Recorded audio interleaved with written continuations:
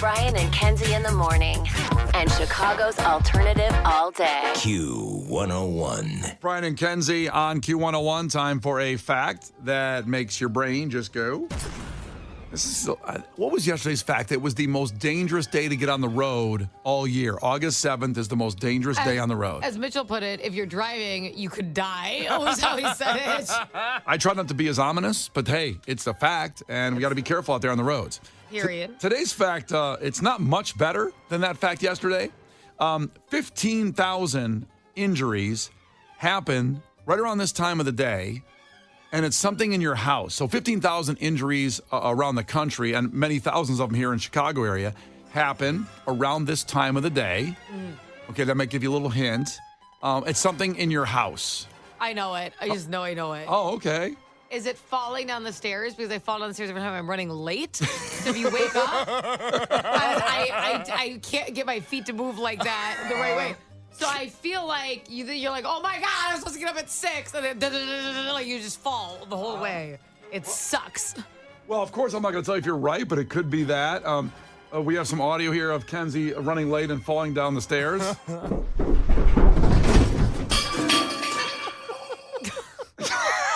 That's me. Is that it? Is that what it sounds like? And then the Family Guy. For 5 more minutes. Yep, Kenzie. Oh, damn it. The alarm didn't go off. I knew it. I'm not telling you. Son of a bitch, they're already on the radio. It's not that one. Case, do you have a guess? I thought it was going to be a different injury that Kenzie suffers from a lot. I didn't know she fell down the stairs every morning. I fall down the stairs a lot. Oh, yeah. Little dish rolling in the corner there. You know what sucks is we have that wall. Like, you know when your staircase turns? So I hit the wall, too. Oh, we have a turn. I didn't know you had curved staircase money. Yeah. It's not, that, some people have 2 separate really nice staircases. Ours just curves, saves money. Just keep it going. I think it's people that stub their toes. I think thethe's an alarming amount of toe injuries at this time of the day. That's usually how I fall. You hit your on the banister, and then it catapults you down the stars like a trebuchet. Oh, God. Mornings suck. Oh, it's terrible. There's a different falling down sound effect. I want to try a different one. Let me hear it. That's my phone next to me. Sounds like somebody dribbling like a basketball. So first Kenzie falls like this. And then her phone follows behind. Clink. Yeah. It usually hits me in the face. It's always a little behind me. Oh, I'm sorry. That one had music on it. That sound effect. Never mind. All right, coming up here in 5 minutes, we'll tell you 15,000 injuries in your house happen around this time of the day and around the country, and many of them in Chicago. We'll tell you what it is. Brian and Kenzie. On Q101. Well, it's time for a fact that makes your brain go. Now, I mentioned there's 15,000 injuries a year with something in your house right around this time of the morning.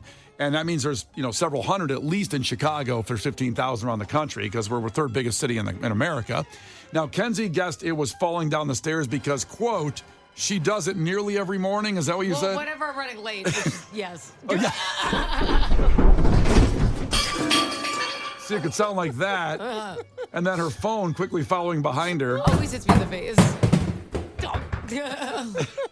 But occasionally she can't keep it quiet to keep the family asleep, and it sounds like this.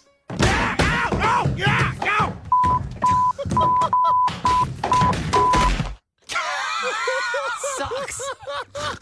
Oh. Our stairs are wood. They hurt. Oh, there's no carpet runner on them? Like, if it's small. Oh, I always hit the side. What are you, like an Olympic athlete on the balance beam going on the Like carpet that's in the middle of the stair, the carpet runner? Because I'm not in the Olympics. I don't know, is it like a landing strip? Why is the carpet so thin on your stairs? I don't know. I didn't design them. A landing strip carpet runner on the stairs. It hurts. As we all know, landing strips are out, hardwood floors are in. Amen, brother. Uh-huh. Like, it's all rip it up today. Sorry. Do you know that term, hardwood floors, by the way, when you talk about... Yes, I understand that. So you see, Kenzie. Oh, my God. So the female body, that was right? the joke. Like, I'll rip it up. I played into it. Do you understand what we're talking about? Do I like how you're questioning if I understand that? I just don't know if people talk the way around you. I just didn't know. Like, I'm like, I can't even call you. Now, do the listeners understand what we're saying when I say that? I think everyone gets it, except the people who shouldn't, like children. So let's move on. Text in if you get that the hardwood No, floor please sub don't. reference. I Okay. don't want it. All right. So, and Case thought it was stubbing a toe. Yeah, which I thought was the biggest injury that Kenzie suffered every morning. Little did I know. I also do that. It leads into the stair fall. It's hard to fall down the stairs without stubbing your toe. I know, because you hit the banister, you see. You have a lot of obstacles.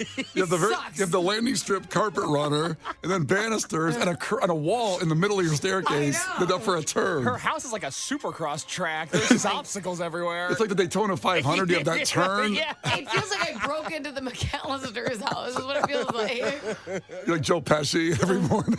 It hurts. Getting crushed. All right, let's get to what these injuries are, because you may have had one this morning. And this one blew my mind. Maybe it doesn't blow everybody else's mind, because I don't have this as a part of my house, and Okay. Case doesn't either, because we live in apartments. There's 15,000 garage door related injuries every year. Oh my God, can I tell you what happened to me this morning? Wait, let's let that sit for a second before you tell me.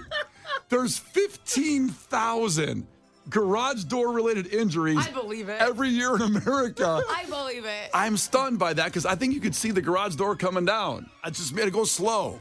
But now you tell me your story. Maybe I'm wrong. Maybe I don't understand. I honestly, I'm terrified. I hope my husband doesn't see it, but I destroyed part of her garage door this morning because I opened the garage door and I turned my car on, and I have a Jeep, and I just looked out of the corner and it looked like it was all the way up, but I have a very tall Jeep, so I throw that thing in reverse and hear it like, and I scraped the entire car like ceiling against my garage door, and now there's like, and not like, I don't know what is the track that hits the floor. It's like it's dangling. Oh, boy. And I had to wait while my garage door shut. I was like, please don't bounce back up. Please don't. And it didn't. And I'm just going to leave it there. And then when my husband sees it later, I'm be like, what the hell happened? So let's recap a Kenzie morning here on the show. First, she runs late and falls down the stairs. And then her phone follows her down the stairs.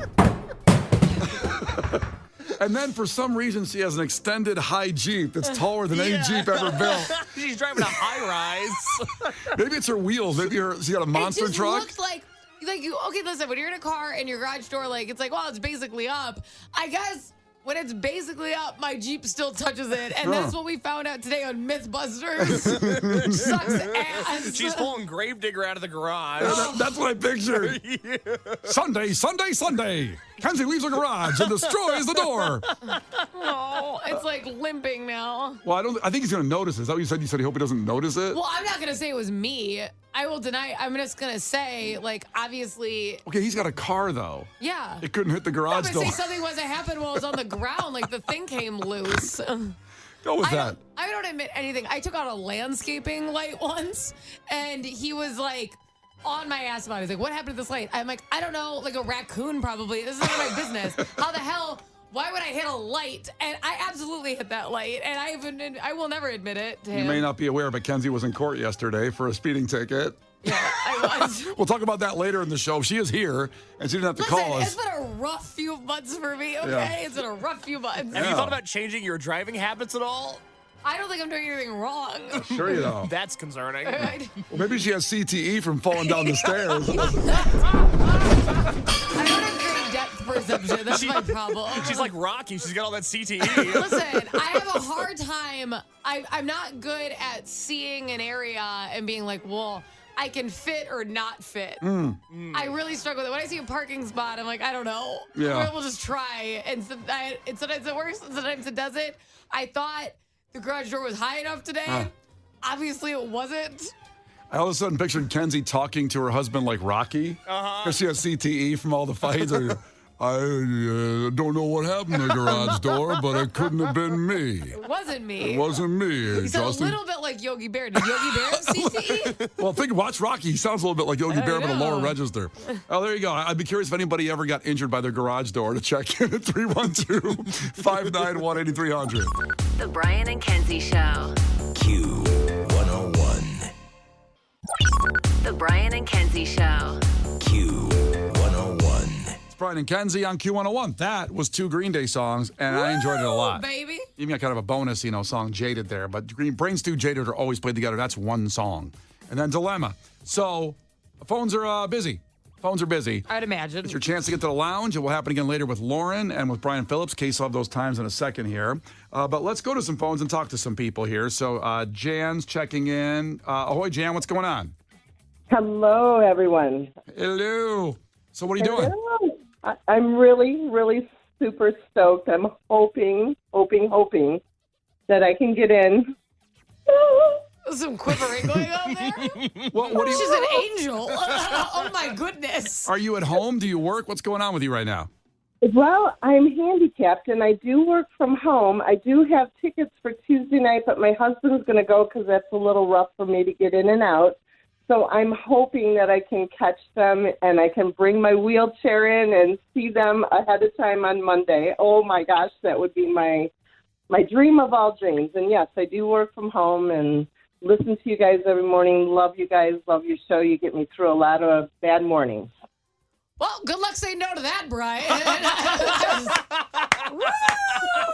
Do you ever go to text somebody and you go to the GIFs there and you go to the yikes one? Like you're like that, ooh. Brian initially wanted to go psych, and now he's like, huh. He was going to spike a volleyball into Jan's face. Not good, Brian. I had this whole plan worked out, but instead, yeah, Jan, of course your card said it, you're the winner. Let's go! No way! Oh, that is so special. I'm so excited. Oh, my gosh, you guys. You have made my year. Oh, my God. No. Oh, my God.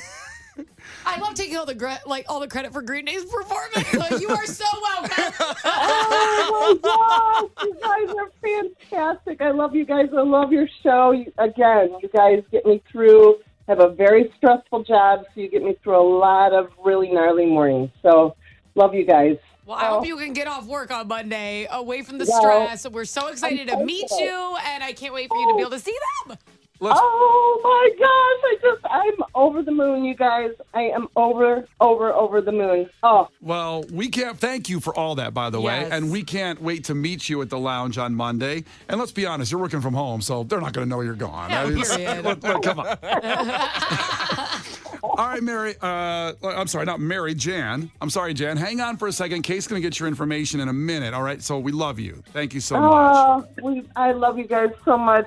Thank you. I am crying tears right now. So thank you. I love her. Ah, she's amazing, Jan. Now, Case, so when can somebody later today with Lauren and Brian Phillips have a chance to win? So put these times in your phone. Lauren's going to give away the next set of Green Day lounge passes at 1 o'clock today. 1 p.m. is your next chance. You'll hear 2 Green Day songs, and she'll give you all kinds of warnings and let you know when it's coming. That's right. And then Brian Phillips today, your next chance after Lauren at 1, he's going to have them at 4 p.m. 4 p.m. So yes.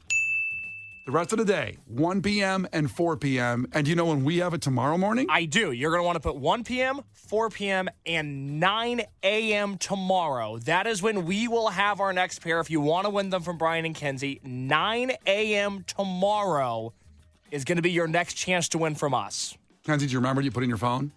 Yeah, no, I'm actually typing it as he's saying it to people. I was like, you noticed a lot of delayed typing when he was like, get ready. I'm like, I am, so I'm typing it out. I heard the typing going. I wasn't sure if you were answering your ticket or what you you were were doing very over there. tandem. A lot of pauses with Case, huh? All right, so 1 p.m. with Lauren, 4 p.m. with Brian Phillips, 9 a.m. again tomorrow morning with us. Or tonight in person at the Salt Shed with Brian from 6 to 8. Thank you, because by the way, after you listen to Brian Phillips, the 4 p.m. on your way to the Salt Shed, that's the Goose Island Brew Pub at the Salt Shed, not inside the Salt Shed. That brew pub is like right next door. It's right there. And I'll be there 6 to 8 every half hour. 6:30, 7, 7:30, 8. We'll be throwing them out. And we're going to have a party out there, too. Listen, we're not just hanging out there and just, we're going to have a party. So join us out there. All the information at Q101.com. The Brian and Kenzie Show. On Q101. All right, we got our winner of the Maria's tickets. Brian and Kenzie here on Q101. We're about 6 minutes away from 8 o'clock where we'll get to Ticket Blitz Thursday. We launch it, Riot Fest 3-day passes. How about that? Starts today and it'll go every hour. Boy, it's busy around here, and just stay alert. We throw a lot of things at you, and on Q101.com you can follow along, but make sure you stay alert. We want to make sure you get these elite prizes going out all day today. So, before we move to that, today is a 20-year anniversary in Chicago, and this started months ago in the last 6 months. Once 2004 hit, and I would say to Case and Kenzie, I go, I can't believe, that was 2004. That was 20 years ago. There's things in my brain, and maybe you're with me on this, that things from the pandemic, it screwed things up in your time analogy of everything. And I think some things are 7 years old and 9 years old. Yeah. This thing being 20 years old completely blows my mind that this was 20 years ago, and it's so tied into Q101 and being here in the station at Q101 and talking about it during the Eminem song.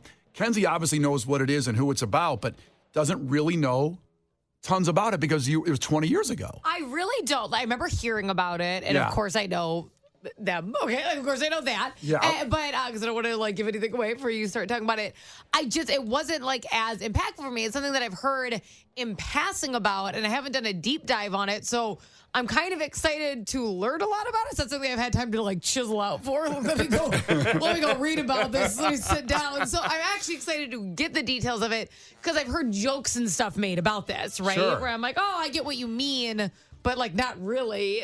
Well, what it was 20 years ago today was the Dave Matthews Band tour bus dumping poop in the Chicago River on a tour boat underneath.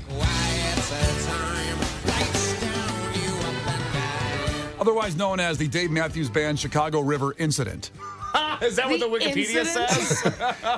Wikipedia labels it an incident. They paid a lot of money for that. But for the poor people underneath, it was more than an incident. Oh, my So God. this hit real people. This, it wasn't this went on people.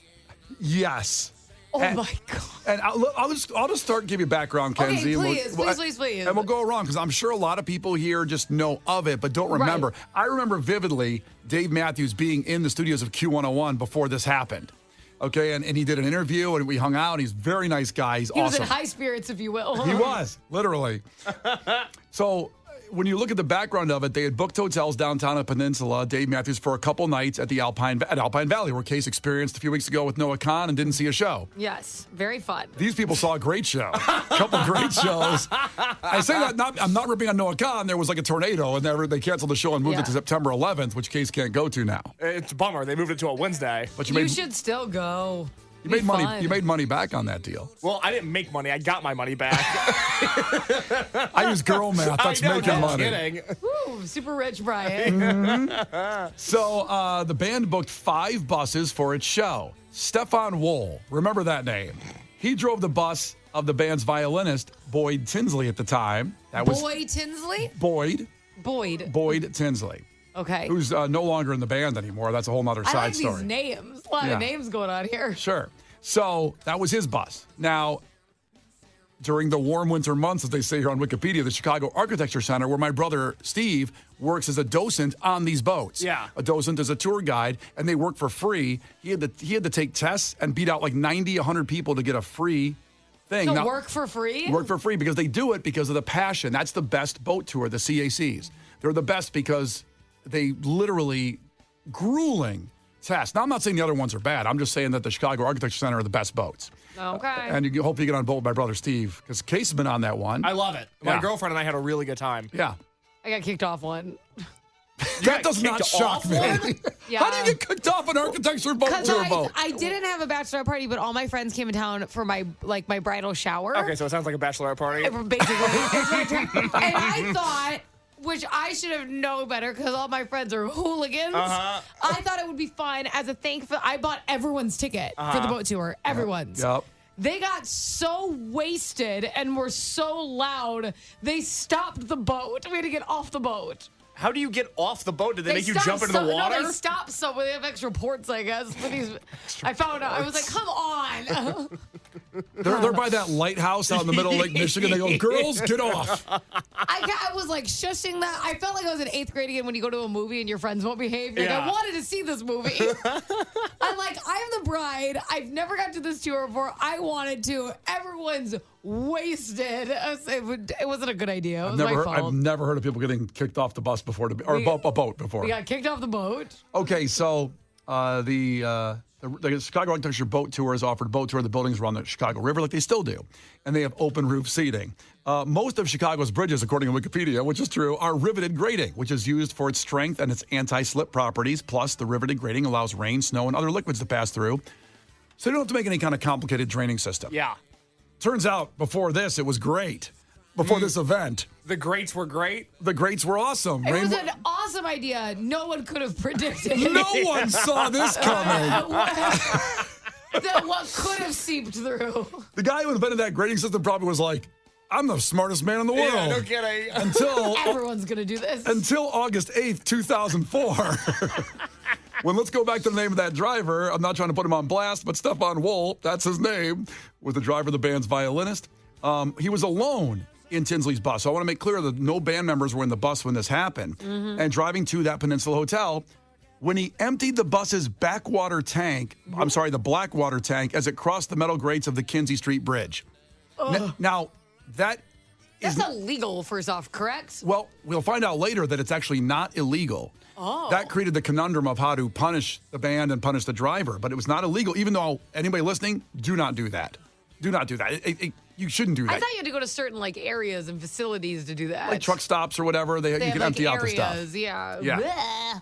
Now, unfortunately for the guy that invented those grates that are open, and the Dave Matthews Band, and Stefan Wohl, the driver of the bus, passenger boat Chicago's Little Lady was going through underneath right when he decided. Hate crime on women. Well, there are women and men on the boat, but the boat's just called the Little Lady. It was a 1 p.m. Chicago Architecture Foundation tour of the Chicago River. While passing under the bridge, the boat received I love this wording here of the actual police report, the full contents of the tank. Yikes. With the open roof terrace, roughly 2/3 of the 120 passengers aboard the tour boat were soaked. Oh, my God. And I just want to think about that. The boat immediately returned to dock, where all passengers were issued refunds. That's fair. That's why they're a good company. 5 passengers were taken to Northwestern Memorial Hospital down the road for testing. According to the Illinois Attorney General, passengers aboard included persons with, there were elderly people, there was a pregnant woman, there was kids. According to the filing from the police report, the liquid waste was brownish yellow in color and had a foul, offensive odor. Kenzie hates me talking about this stuff, I know, but I'm going to get sick. These are the facts of the story. I won't continue. It goes along those lines. Well, let me add this anecdote real quick. So Block Club Chicago, which is far and away the best outlet for local journalism there is, both in the city of Chicago and the surrounding burbs, they have a history of this day. They have a timeline of events that happen. And it turns out that on the boat was Brett McNeil, who at the time was a reporter for the Tribune. Yeah. So he gave his own account of the story. He was on the boat? He was on the boat, and That's what I call investigative reporting. Boots on the ground. No one works like they used to. No one. This guy does. So he said he sat towards the bow of the boat, and he didn't have a good view of what was happening to us. The docent didn't grasp what was happening in real time. The docent said, No one could know what's happening. So the docent said, I think we've been hit with some water. Then a passenger on the back of the boat said, quote, that's not water, buddy. That's urine. Those poor people. Oh, my God. Which, by the way, I will say, since I mentioned my brother's a docent, I asked him about this yesterday. I said, can you get somebody from the Architecture Society to call up and talk about it? He goes, no one talks about it. They never mention it at all, the incident, maybe because they obviously don't want to talk about it. And maybe they try to block it out of their memory like Kenzie's probably trying to do right now. Well, they say in this article... How traumatic. I can't even go on this tour now. I want to. I can't do it. It hasn't happened again in 20 years. I can't do it. But a spokesperson for the Chicago Architecture Center gave a quote to Block Club. They said, there is certainly no joy in reliving the 2004 event that traumatized our passengers and crew. Yeah. That's fair. I mean, it's weird, right? Like, I can't find any newsreels of this event. We wanted to play some news audio. There's none of it that it exists. Also, as somebody that's not a particularly big Dave Matthews fan, this is my only memory of him. He could write The Next Stairway to Heaven. It wouldn't resonate with me at all. I can only think about him in the confines of this event. I'm a big Dave Matthews Band fan, and this is also in the top 5 memories of him. I've seen him at Alpine Valley. I've seen him at Norley Island. For him. He's like, I wasn't even on the bus. Correct. He wasn't there. No one from the band was. And this guy, Mr. Wohl, He pleaded guilty to reckless conduct and discharging contaminants causing water pollution. So, Kenzie, to your point, it was technically illegal what he did. So you can't just contaminate water with that. That's what I'm saying. It was illegal what he did, but there was no exact crime for anybody that's ever done something like this before. So he was sentenced to 150 hours of community service, fined $10,000. I believe he got fired from the band. He gave to the Friends of the Chicago River, the environmental organization that we help out with when we help clean the river. He got 18 months probation. The Dave Matthews Band donated $50,000 to the Chicago Park District, $50,000 to the Friends of the Chicago River, and paid the state of Illinois $200,000 in a settlement. And then the Dave Matthews Band also agreed to keep a log for future reference when its buses empty their septic tanks in the future. So they still do that today. What a weird job to have. Can you believe? I went to school for it. Well, this was my major. I mean, Dave Matthews, makes probably when he tours like $100 million a year because it's so packed. There's one guy that's responsible for logging the septic tanks now. And listen, that's not one of their number one hires. we're not doing this again. By the way, we haven't done the Ticket What's Thursday for Riot Fest. We're running a little late here because this is just a story that's fascinating and how it all happened. And it's the anniversary. That is just what are the odds? 20 years since the Dave Matthews Band Chicago River incident. And once upon a time, there was a song written about it. Right after this song, 20 seconds here, we'll go ahead and we'll do the Riot Fest 3-day passes for Ticket What's Thursday. Bus toilet is full. Let's grab the chain and pull. Bag it up, dump it here. There it goes down someone's ear. Push it off of the bridge. It landed on a boat. Hey, watch that poo-poo float. Ooh, crappy band. Got more waste than a sewage plant. Filling up, filling up, filling up. Our septic can. Don't look up at the street. You'll get a face full of pee. We're not satisfied until you're covered by a poo-poo bus. A poo-poo bus. A poo-poo bus. The Brian and Kenzie Show. On Q101. The Brian and Kenzie Show. On Q101. All right, if you missed the keyword for this hour for Ticket What's Thursday for Riot Fest 3-day passes. I almost said 4-day. I'm thinking my brain's still half on Lollapalooza, but they packed 8 days into 3 days with the schedule of Riot Fest, the greatest festival in America. Actually, the world at this point. So we'll have that word again here in just a few minutes. We're going to talk about this story first. At the end of the story, I'll make sure I give you the word. So hang tight here. The key word this hour was Brian and Kenzie on Q101. Now, I played this short piece of audio joking. It was Kenzie being arrested. We're gonna break down this story here for a little bit, play the entire audio from Fox 6 in Milwaukee. So this took place, the arrest of this woman in Whitefish Bay, Wisconsin, which for reference point, because the end of the story, there's something so funny in here about Whitefish Bay, Wisconsin, and where this woman was arrested. Okay, Kenzie? Kenzie hasn't heard this. She doesn't know what I'm about to say because I wanted to play that audio saying it was her getting arrested. And it was not her getting arrested. It was just this woman getting arrested. I'm going to play the whole story here from Fox 6 as we break it down. Yeah, Ted, it only got stranger from there. Police clocked the woman going 60 miles per hour in a 30-mile-per-hour zone here. Okay, before I continue, Kenzie, she was going 60 and a 30. Does that sound familiar? How do you feel about that? I feel like, I get it. All right, we'll keep going here. On Lake Drive 2 weeks ago, police tried stopping her. They say she fled, then flipped them off. And Does that ring a bell? That's ballsy. The middle finger, once you get caught, is ballsy. There's going to be whole audio of that video exchange when she flips him off and then goes to the police station at 1:30 in the morning. them off. And when they took her back to the police station, well, you just have to see for yourself. Now, first, it's the police officer pulling her over before the police station. That's what's going on right now. Along Lake Drive in Whitefish Bay, a traffic stop that starts off like any other, quickly goes off the rail. They're taking off southbound to Lake. Whitefish Bay police try pulling over 35-year-old Mallory Griffin for going 30 above the speed limit. Roll down your window and place your hands outside the car with the keys in your hand. The Illinois woman ignores repeated commands. Put your hands out the window. Only to do this. She's just laughing in the car and just flipped me off. Oh my God. No, do we have any memories, Kenzie? Nothing? I plead the fifth. Yeah, I got. Listen, this cop had some patience here. That cop was very nice. Yeah. I wish I had that cop. And you've got someone that's obviously driving intoxicated, which is dangerous and terrible. We're not joking about that, but the situation this cop was in was unbelievable. Dashcam video shows Griffin taking off again, stopping just down the street where more officers are waiting. Put your hands out the window and shut out the car. She's taken into custody. If you run, I'm going to tase you. See, telling you politely, I'm going to tase you if you don't calm down. Laughing at officers, even when she's put in the back of the squad. This is so unsafe. When she's taken back to the police station, an officer asks the 35-year-old if she has any bruises. And this is her response. Do you want to see it? Do you want me to get undressed?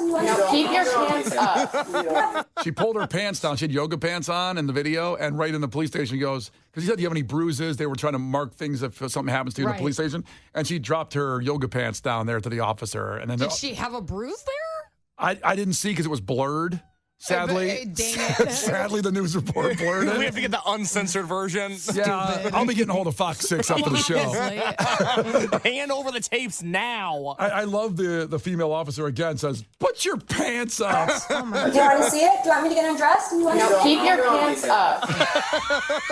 She sounds like, first off, she sounds like she's talking to her toddler. She does. No, that's like how I feel. Like, come on. It's 1:30 in the morning in Whitefish Bay, Wisconsin, and this is what she has to deal with. Oh, my God. Was this girl drunk? It turns out they don't know because I guess it wasn't an alcohol. Later in the thing, they did say she was on something. They just don't know what because they didn't. I don't have any toxicology reports just yet. Again, I'll be calling Fox 6 to get the information on that and, of course, the uncensored video that they blurred out on the TV. All right, so it continues. Before a sobriety test, Griffin does what appear to be yoga poses. Can you do what I can do?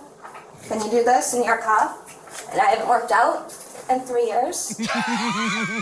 So she starts doing yoga poses in her yoga pants that you just dropped and then pulled up, saying, I haven't worked out in 3 years. Can you do this? And to be clear, the move that she's doing is when you stand on one foot and then put your other foot like on the inside of your leg. It's not an advanced maneuver by any means. Well, can you do it? It's like Can I do it? F you, Brian. Can I do it? I'm doing it right now. That's what we're doing in the Q Olympics today. Who can do it the longest? We should make that the Q Olympic event today. Yes, we should. Can you do this? What is it that? It reminds me of that skill. Like, look what I can do. Remember him? Oh, man, it continues. Police determined she was under the influence of something. A wild night that is no laughing matter. Just a couple of things to remember. Okay. So here's the end part of the report, Kenzie, that I found hilarious. So it's the female reporter on site, and then there's a male reporter back in the studio. I think his name was Ted, the guy back in the studio. And Whitefish Bay police tell us that Illinois woman was given municipal citations for operating while intoxicated, resisting speeding, and not having a registered vehicle. Okay, now this is the part that I don't know why. Maybe it's just me being weird and curious why I found this end of the report so funny. Reporting live in Whitefish Bay, Ashley Sears, Fox 6 News. She's from Chicago's North Shore. Do we have any idea why she was on Milwaukee's North Shore? Now, this reporter, this Walter Cronkite of Milwaukee, said she's from Chicago's North Shore. Any idea why she was in Milwaukee's North Shore? It's only an hour away. He made it sound like she's from Ukraine. Why is she in Milwaukee's North Shore? Maybe this is me being just weird. I laughed about that for 10 minutes this morning at 4 in the morning. Because he doesn't water over there. So like, what exactly is enticing her here? Just so we as a community know. Sometimes reporters, listen, I'm sure he's a fine reporter, but I think sometimes they just want to say something to kind of close it up. And he said, why was she here? It's literally not even an hour from the North Shore of Chicago. It could literally to be her Milwaukee. Commute. Yeah, he's questioning it like she's from Wuhan. That's the problem. Did she start the COVID virus? She's a smuggler, you see. It was she like smuggles from Chicago to Milwaukee. It was like a 9/11 interrogation. And then her answer, she just goes like this, the reporter on site. No, it's unclear why she was in this area or how she ended up on Lake Drive here. Probably via car. By car. No, we know how she got here. We clearly know how she got here. Oh, man. She got there rather quickly. I mean, I know it's an hour away, but when you're hitting those speeds, it's a little faster. I mean, this is certainly one for the record book. Someone from the North Shore of Chicago ended up on the North Shore of Milwaukee. How did that happen? Good Lord. Brian and Kenzie in the morning. And Chicago's alternative all day. Q101.